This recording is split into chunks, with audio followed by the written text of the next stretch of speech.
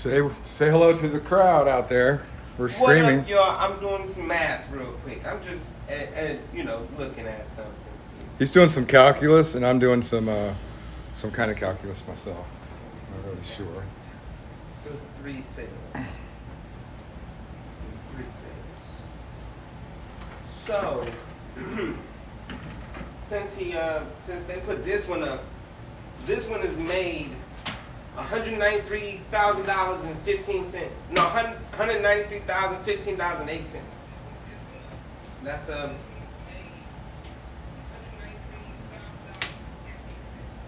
That's how much this picture. This picture right here.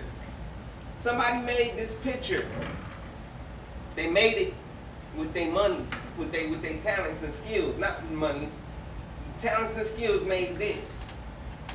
And it has been sold 3 times, making a total $190-something thousand. Crazy. That's the kind of shit we're going to be talking about here on Area 67 Recording Studios daily live chat podcast, where we're going to talk about music, art, business, crypto, right? NFTs, the creative industry. The creative industry. That's and what where we're talking going about in the future with it, pretty much. I'm kind of punched with that. Because I remember as a kid liking playing video games. That looked like, when you playing Streets of Rage, right? And you punch the villain, and then his face pop up, and you see all his health left over. Yeah. That's what that looked like. That's what it looks like. And they made a bunch of these. They got a shit ton of them. They got a lot of them. How much did you say that one was for? This one was just sold. That last one was sold at 21. And about 21 and a half Ethereum, so that's more than that. That was minimum. They probably made over $200,000 off of that one picture. And they just be popping these out. This is what they be making, just a bunch of them. And if you look, it's just, random configurations of the same stuff. Here's that eye patch again, same eyes. It's just their art style, and people really like it. So Ethereum is currently at $3,123. This one sold at 30 Ethereum. Okay, so about $90,000. $90,000. That was the last time it sold. Because remember, you can sell it after you sell it, and so there's been several sales on this one pit. Just here's Bow. That's, if I do some math real quick, that's a lot of money. So, for those of you who may be lost, not sure about what we're talking about here, we are looking at NFTs. So, not too long ago, me and Mike got hit to this concept that had been bouncing around the art and digital art community, which is non-fungible tokens. NFTs, also known as Nifty. Nifties, right? So what a Nifty is essentially like a little digital picture. It's a picture that you see online, except it is verified on the blockchain. So it has a specific code that's attached to the image or whatever file you upload, whatever file you're selling. It doesn't have to be a picture, but let's say in this case a picture. It has a digital code on it that identifies it as something you minted, something you made, right? Kind of like coins. Can I interject real quick? Go for it. It's also a digital contract. Yeah, there you go. So it's basically a digital contract for anything.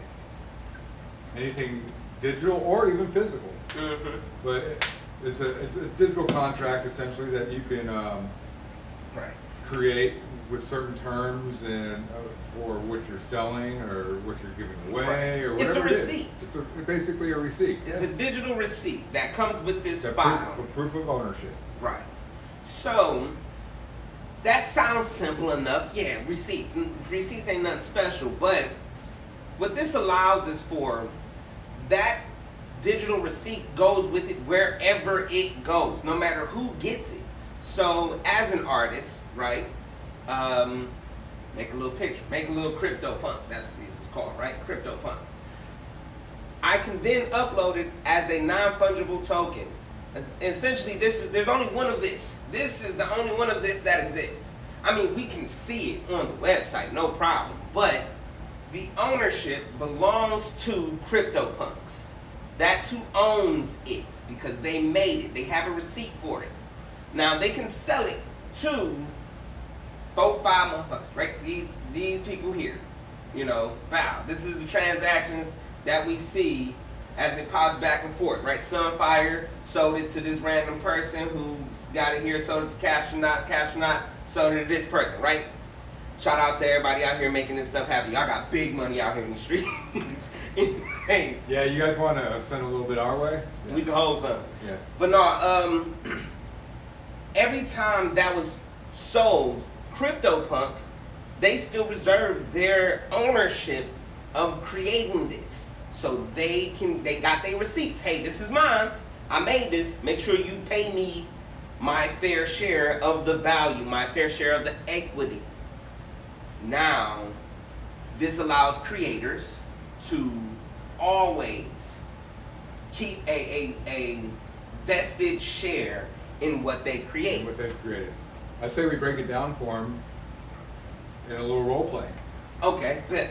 All right? Mm-hmm. So you're an artist, Mm-hmm. right?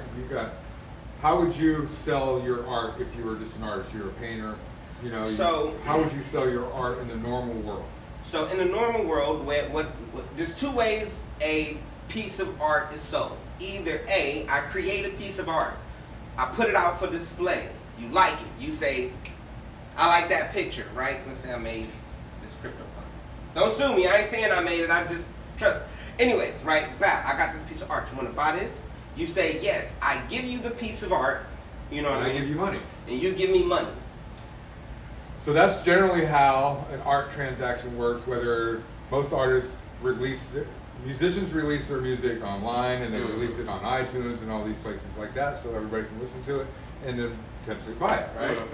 But like a painter, you would probably have a gallery showing, yeah, and then you have all your art pieces showing, and then people would offer you money for your art. Right. But you would place a value in your head for each piece of art.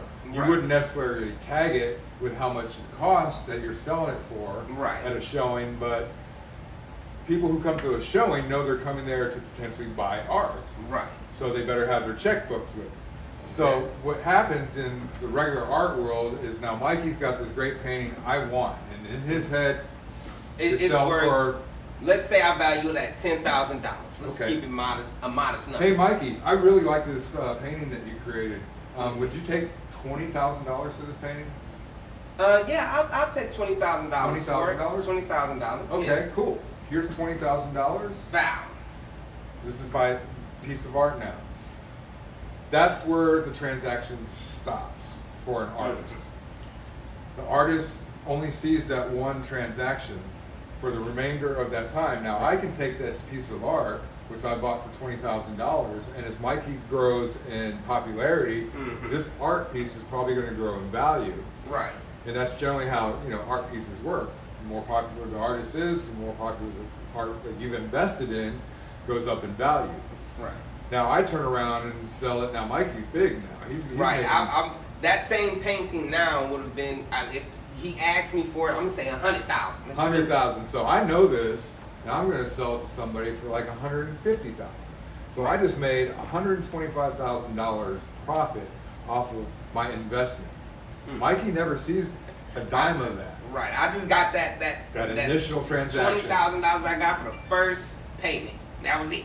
So in the new world with NFTs and digitizing art and contracts and whatever you want to sell, now Mikey can build into this NFT contract along with this painting that says he's going to retain a certain percentage of royalties for every time this painting sells, regardless who owns the painting, who buys the painting. Right.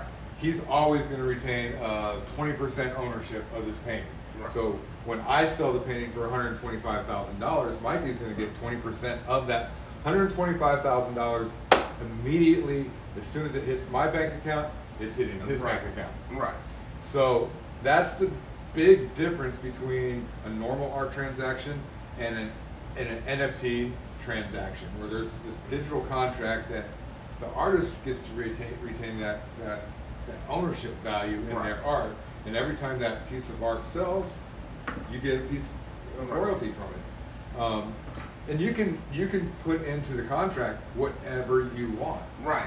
So like, there's people doing really interesting things with these NFTs. People are selling event tickets where if you purchase, let's say someone says, hey, I'm going on tour. Instead of saying buy tickets for these locations and these dates, you put the dates that you're going to be out, the locations you're going to be out, and you sell a certain number of NFTs. And then they redeem their NFT. They have the NFT, which is a ticket. In that contract, it says they can redeem their NFT in exchange for a ticket to one of these events on whatever date is available on the schedule.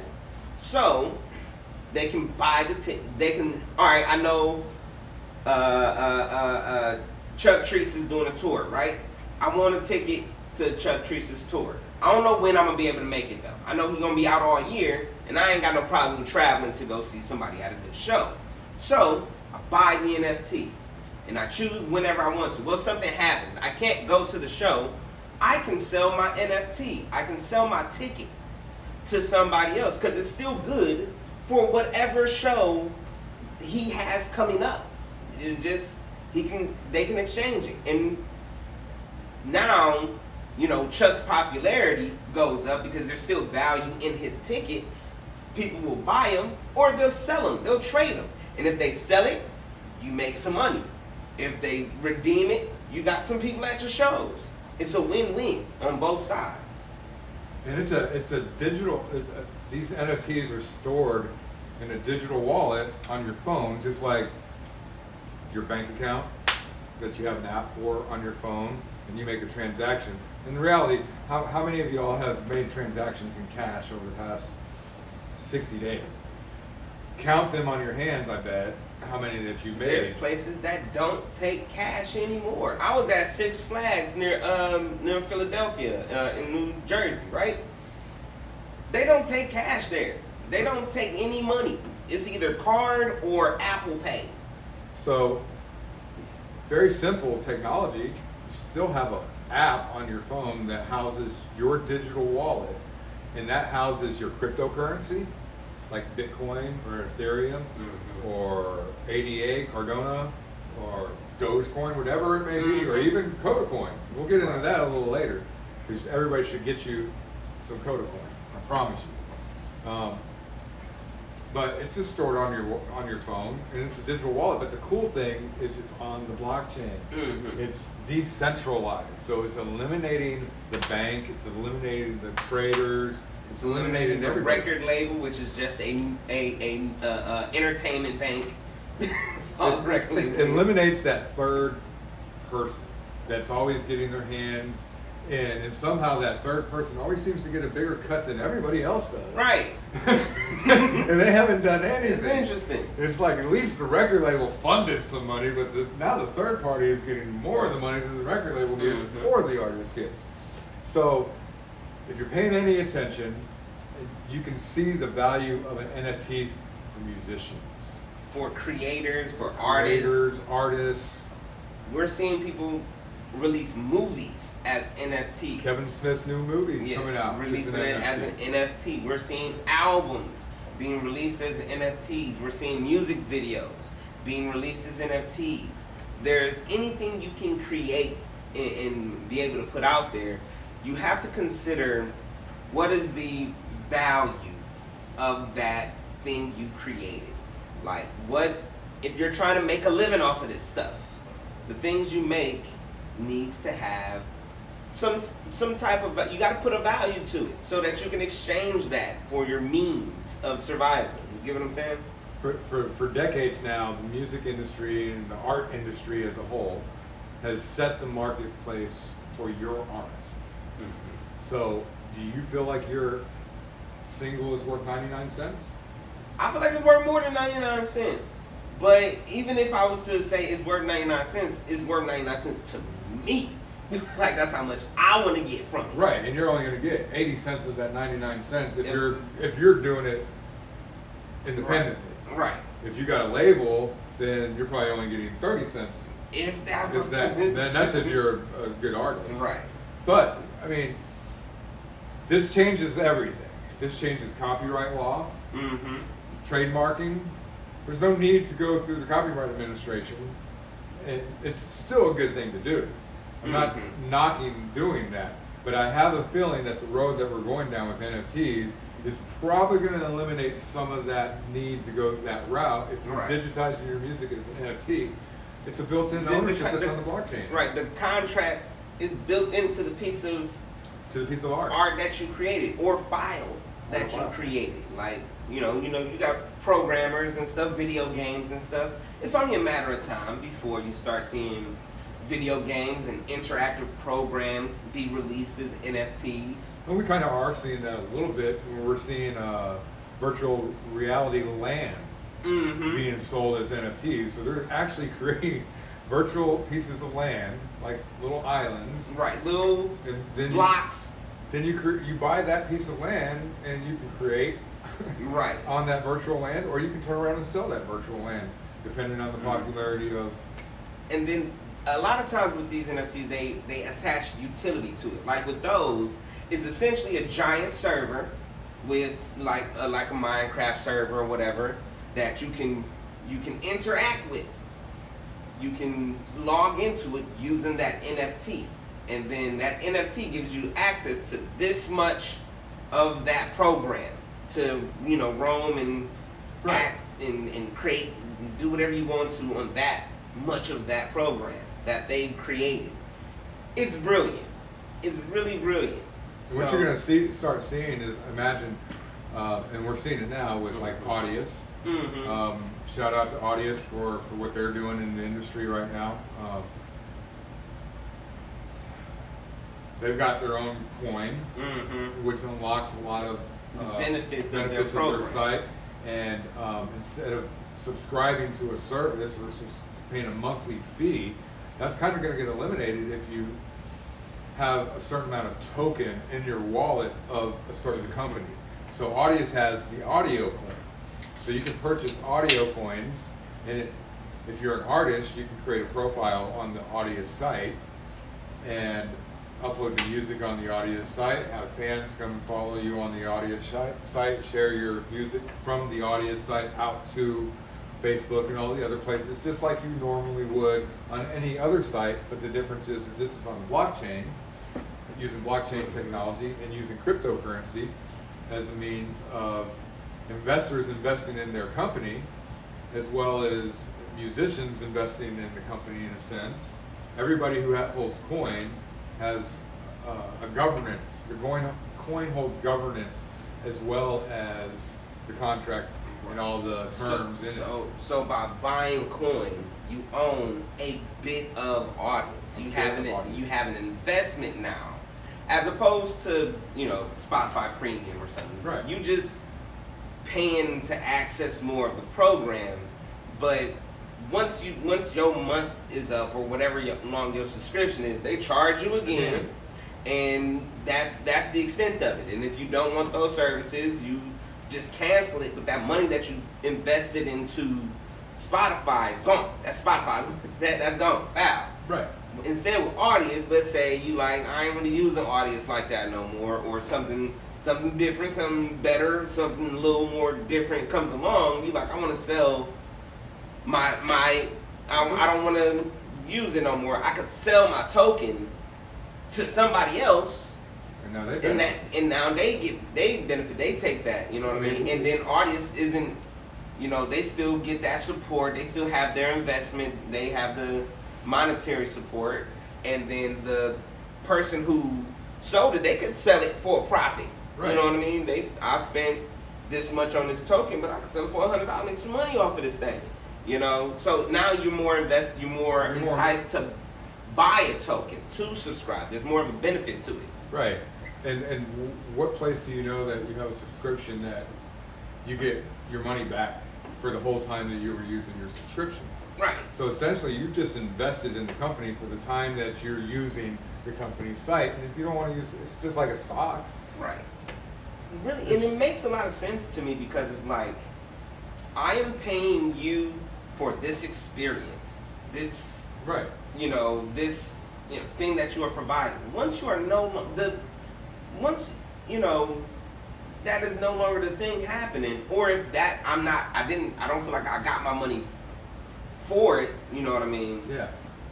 I want my money back. Give me my money back. You know what I mean? Right. Yeah, and it's like pulling teeth to get money back from anybody. So, it's a good model, and the cool thing is that from reading their white paper, that it's not about like who owns the most tokens either. Like you have the most say because you have the most tokens.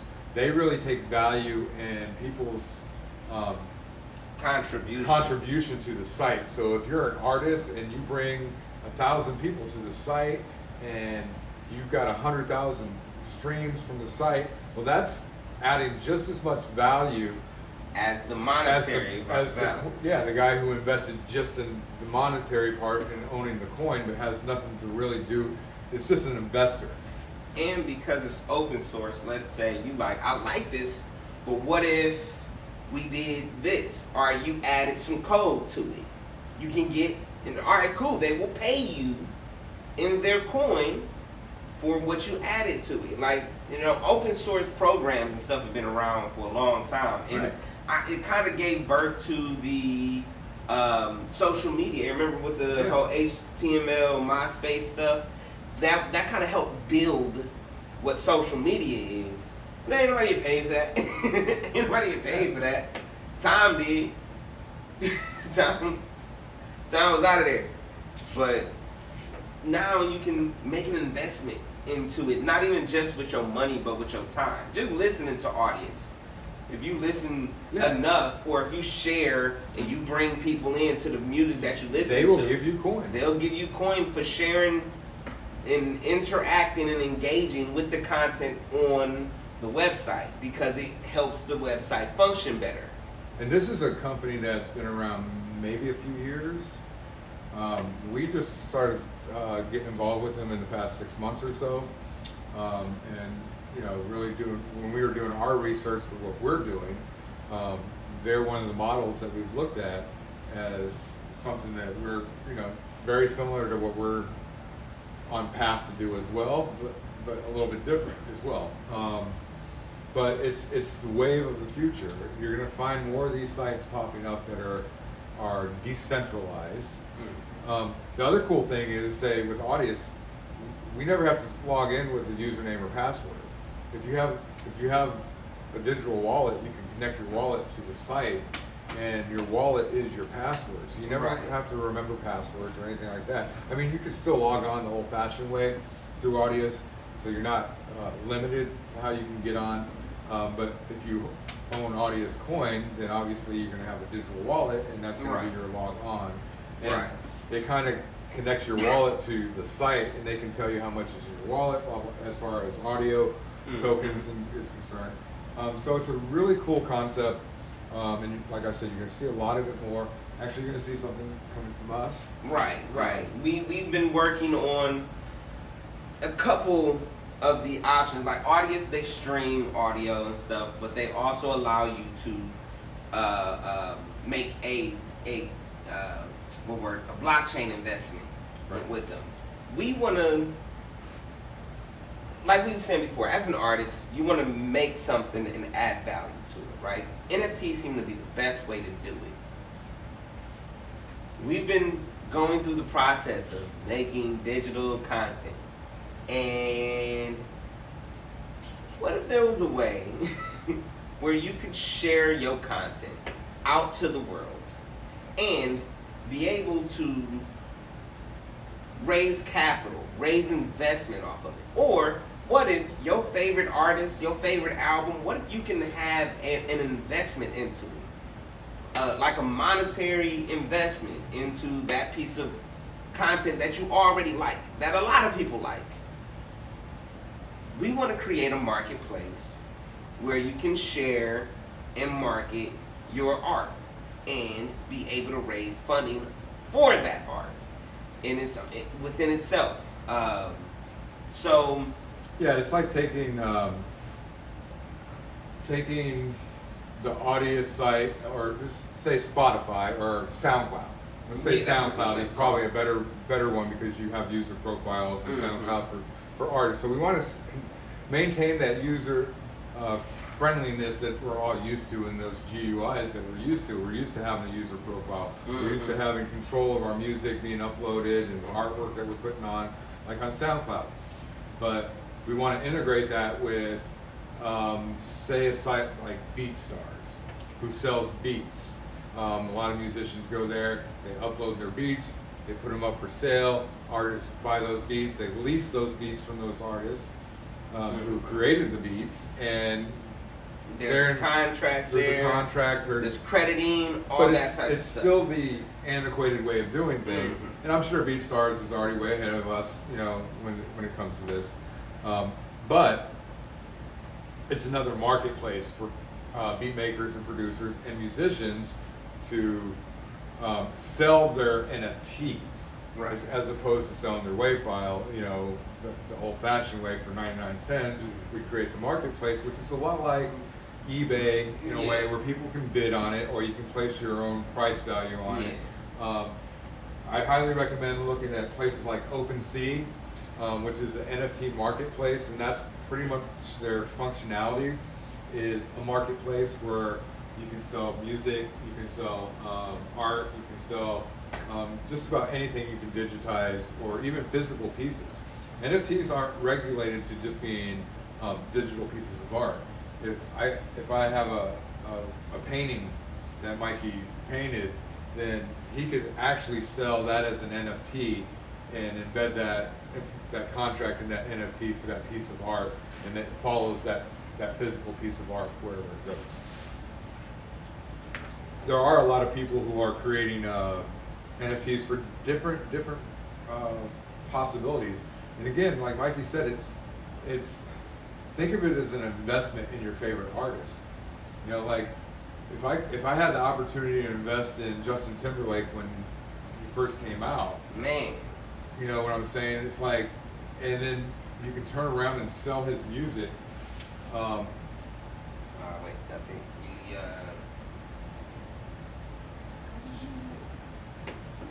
I don't know. whatever. Yeah, I No, mean, I just did some quick numbers. I looked at that one. That was sold for 54 Ethereum, about 55 Ethereum, and around $172,000 the last time it sold. $172,000. So when's the last time your single, your piece of art, your T-shirt that you created, the tennis shoe that you made, the clothesline that you've done, Mm-hmm.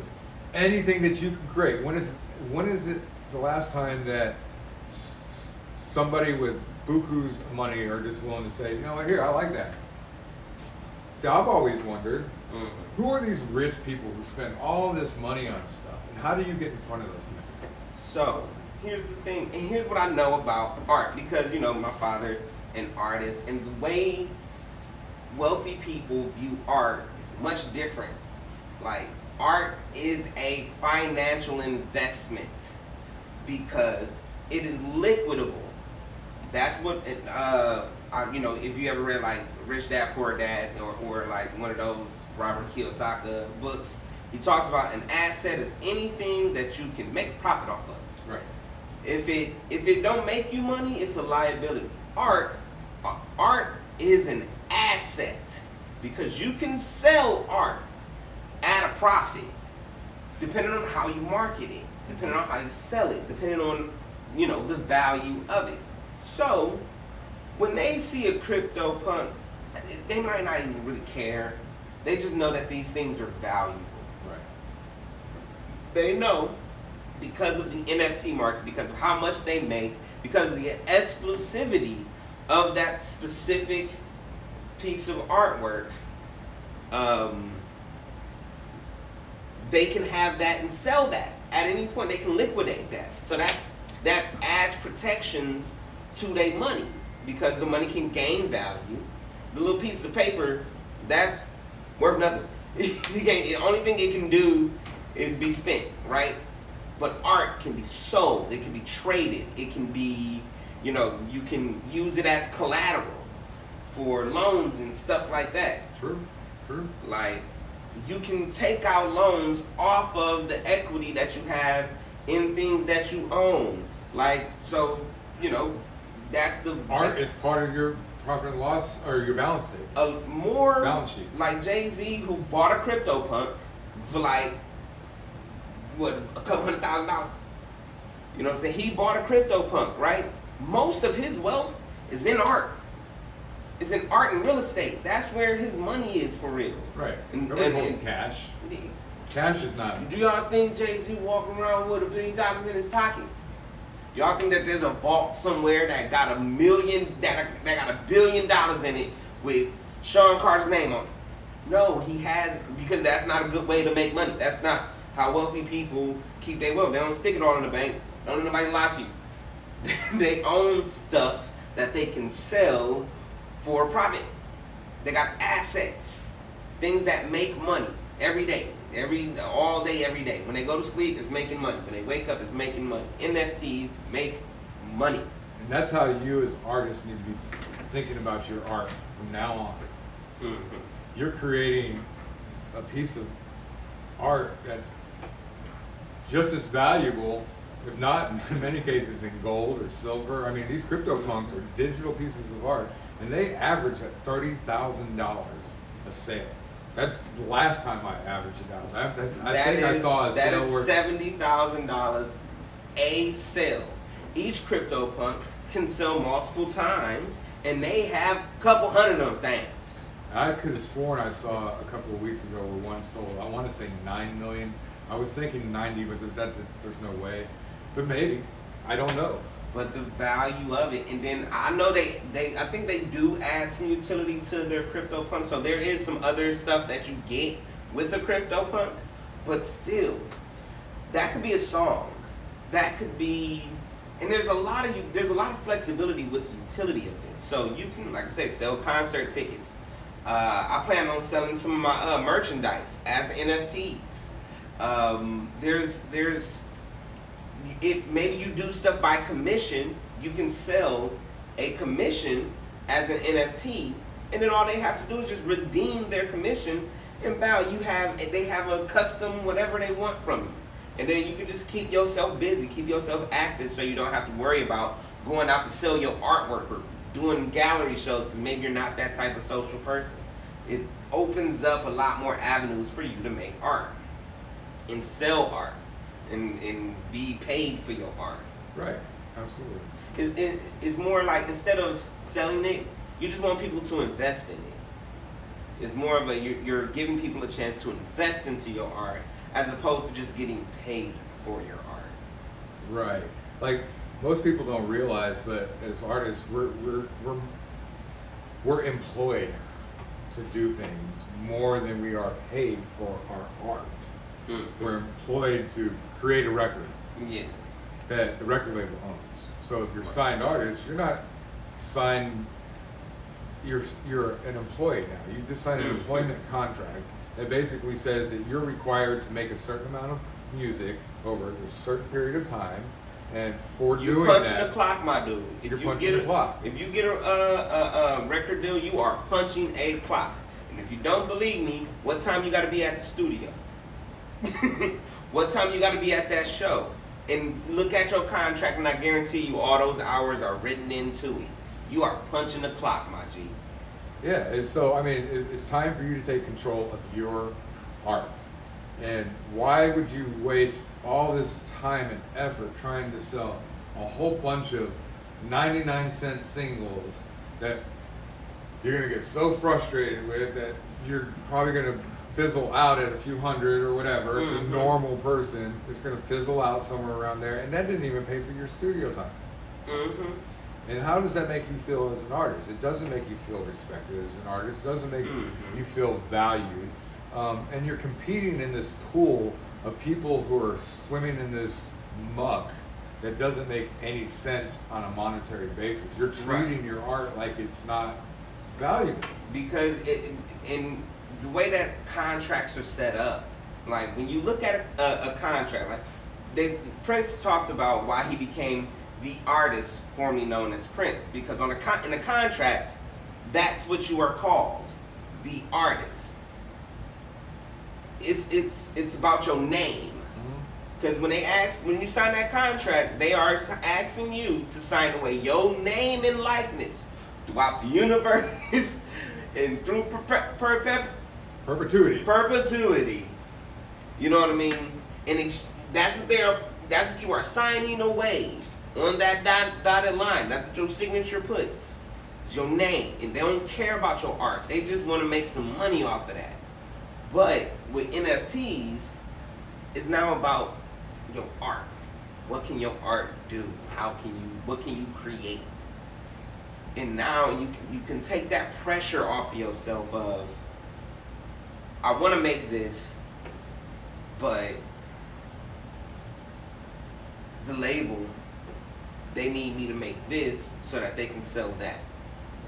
Or you can take the pressure of marketing as hard as you do to try to get on all these Spotify playlists so you can earn a fraction of a penny. Right. Or Pharrell's recent paid Spotify check was for $5,000 for 53 million views, streams. 5,000 Pharrell. So Pharrell's making $5,000 on Spotify for 53 million streams. What the hell do you think you're gonna make? I hope you do well with those 100,000 streams. But you spent more money in marketing and promotion to get on playlists so that you can get up to a certain amount of streams for this little check that you might get worth measly couple of $20, $30, something like that. And the part that kills me is, in order to get on that playlist, your music gotta sound like Pharrell's. It does. You can't make your stuff. If you want to get on the same playlist that Pharrell got on so that he can make $5,000, you have to make music that sounds like, you got to go through these playlists. It's not about what your audience likes and stuff. I mean, it could be. There's options for that to exist now. But as far as getting on playlists and getting on the radio, I hear a lot of people talk about, oh, I can't wait till I can hear my song on the radio. Why? Because the only reason why your music is on the radio is so that they can sell a commercial. Your music is in between the commercials. Are you getting paid for that commercial time slot? No. No. Ain't nobody getting radio checks. So why continue walking down that pathway when you have an option to have value and have people invest in you? That's what they're doing when they buy an NFT. They're making an investment in you as an artist. So if I buy your NFT, Mikey, what's your single coming out tomorrow? Dropping tomorrow? Yeah, I have Smoke Buddy dropping August 20th. That is tomorrow. Less than 12 hours from now. Smoke Buddy. He's my Smoke Buddy. Right. You know? So I can make a song called Smoke Buddy. And I can invest in it by buying an NFT. You can buy an NFT of it. I got a bunch of artwork that I made for Clean that I'm releasing as an NFT. If you like the song Clean that I have up on Spotify and all other ones, you can make the investment into it. That way, whenever I go to do performances and stuff, I can just, you can contact me with your wallet. I can see that in my wallet is your name from the NFT. Come on into the show. That's the type of stuff that we are able to do, and now my fans feel more involved in the artwork that I make. My fans can feel like, oh, I like this song, but there's more to liking the song than just it sounding cool. Because let's face it, if all you do is just sound cool, you're not gonna make no money. You're not gonna make no money. You sound cool to your friends and your family. People like, that sound dope, and they won't give you a dime. Not a single dime. You got to give them something else. That's what people pay for. They don't pay for music. They pay for something else. Back in the day, you buy an album, you have an experience. You bought, open up the artwork, you look at the liner notes, you look at the people who worked on the record. So you can have that same experience with an NFT because you can create collectibles now of Clean. You can create. You get the master quality version of his song. Not some MP3 poster copy of a piece of art. Because people often forget that too. With master copies, you get the printed quality of it. The printed quality of it. Anytime it is redistributed, when it goes on to Spotify, it gets compressed like a motherfucker. Alright. When it gets on Apple Music, they gonna compress it. When it gets to the radio, they gonna squash the quality of your music. When it gets to any one of these platforms, you know, you'll hear terms like LFUs and you know, loudness and all that type of stuff because of the compression. YouTube has their own, you know, compression rate for videos and stuff. So your quality gets changed. Like whenever you watch a movie, you see this film has been modified for blah blah blah. So it don't on your TV. It'll never look as good as it would look from in IMAX, which is going to be a higher resolution, more like the original finish of the movie, and they're going to charge you more for that. Yeah, I look at it like a Picasso or an actual painting that you painted. Mm-hmm. You're not going to afford the painting, but you want a copy of it. You could probably get a copy of it at Walmart. Mm-hmm. It's like a $5 poster, right? It's going to be the cheesiest copy of that painting, but it's still a rendering of that painting that you feel comfortable putting up on your wall. Or you can go to the picture shop in the mall and probably get a higher quality copy of that image. I look at that like a WAV file. Okay, downstairs. Oh shit. Well, we're gonna cut it short. We're gonna get back to this tomorrow. Probably tomorrow, yeah. Why not? We're gonna try to do this on a daily basis. On a regular basis. On a regular basis. I like how I like to. He cleaned me up a little bit instead of committing me to every day. But we're gonna try it regularly, and hopefully it turns into a daily thing. Yeah. I like to spend half an hour just talking about music and in the music industry and business. All that crap. Maybe we'll have some guests in here. What else? I'm sitting here drinking this LaCroix. It tastes like what I remember a popsicle tasting like. Right. Not quite like it, but I remember it. Right. All right. We out here, y'all. Let me go let this woman eat. Peace.